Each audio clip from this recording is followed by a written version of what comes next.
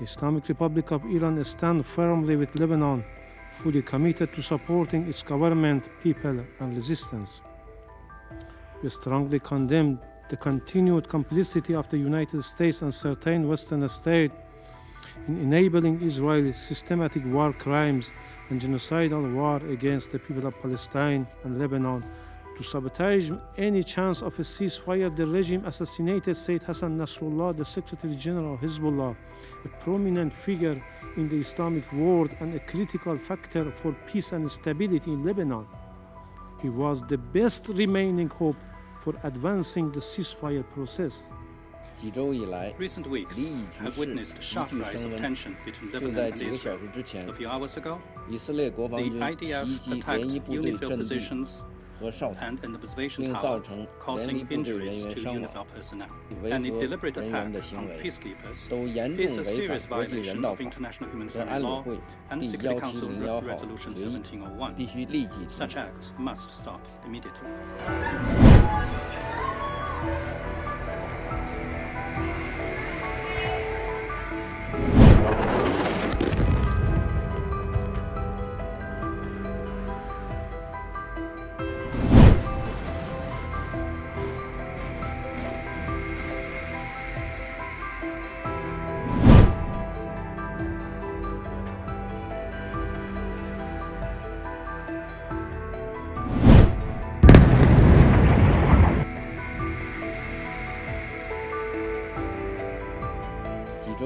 Recent weeks have witnessed a sharp rise of tension between Lebanon and Israel. A few hours ago, the IDF attacked UNIFIL positions and an observation tower, causing injuries to UNIFIL personnel. China expresses grave concern and strong condemnation. UNIFIL carries out its peacekeeping tasks under the mandate emanating from the Security Council resolution. Any deliberate attack on peacekeepers is a serious violation of international humanitarian law and Security Council Resolution 1701. Such acts must stop immediately. We demand that the incident be investigated and those responsible be held to account. Measures must be taken to prevent any reoccurrence. We reiterate that all parties to the conflict must effectively guarantee the safety and security of all UN personnel and assets. UNIFIL is no exception. President, the gravity of the current situation is clear, as is the right direction to de-escalate tensions. I would like to emphasize the following 3 points. First, since October last year, the series of destabilizing events that have taken place in the Middle East have resulted in more than 100,000 civilian casualties, leaving millions of people displaced. The cleanup work will take a decade or so. What's more, the trauma brought on by conflict will be a lingering nightmare in the minds for generations to come. The Middle East cannot afford a full-scale war. The conflict cannot continue to expand. All parties must keep in mind the interest of maintaining regional peace and stability, deal with the current situation in a calm, rational, and responsible manner, and make sincere efforts towards breaking the cycle of violence. Second, achieving a ceasefire must be an overarching priority. We note that all parties in Lebanon have already made an unanimous call for immediate ceasefire. The Arab League has also issued an explicit appeal. It is clear who holds the key to ending this crisis. We urge Israel to set aside the obsession with the use of force, make the right political decision, stop violating Lebanon's sovereignty and territorial integrity, and end its adventurous behavior that could drag the region into a new catastrophe. Third, there is no time to lose for the Council to act. The vast majority members of the Council have long since reached a broad consensus on de-escalating the conflict, achieving a ceasefire to stop the violence, and stopping the diplomatic solution. We urge a certain country to stop its passive procrastination, protection, and connivance. It should act responsibly and play a constructive role in order to prevent further destabilization of the situation. I thank you, President. We extend our deepest sympathy and unwavering solidarity to the government and people of Lebanon who are enduring relentless acts of aggression and war crimes, the most notorious terrorist regime in the world. The Islamic Republic of Iran stands firmly with Lebanon, fully committed to supporting its government, people, and resistance. We strongly condemn the continued complicity of the United States and certain Western states in enabling Israel's systematic war crimes and genocidal war against the people of Palestine and Lebanon through the provision of advanced weaponry.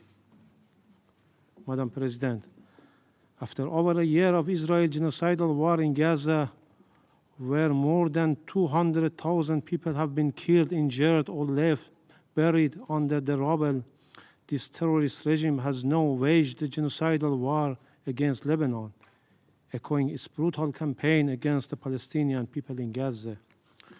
The deliberate targeting of civilians and the destruction of civilian infrastructure is far more than a violation of international law.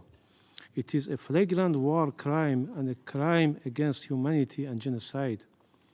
It has destroyed vital infrastructure, slaughtered innocent civilians, and driven Lebanon further into an escalating humanitarian catastrophe. Madam President, the people of Lebanon are victims of a systematic campaign of terror and violence premeditated by Israel to cripple the nation, erode its sovereignty, and inflict lasting suffering on its people. Israel is now a serious threat to international peace and security. Its ongoing aggressive acts of terror and atrocities now threaten to plunge the entire region into all-out war. The Security Council, entrusted with the responsibility of maintaining international peace and security, cannot afford to turn a blind eye to these atrocities. This Council has a moral and legal obligation to intervene. It should not allow Israeli war crime to go unchecked under the guise of self-defense or security, a justification repeatedly pushed by the representatives of the United States and United Kingdom in this chamber. The unchecked impunity with which Israel continues to violate international law is a stain on our collective conscience. Madam President, with unwavering backing from the United States under the so-called ironclad support, officials of the Israeli regime are emboldened.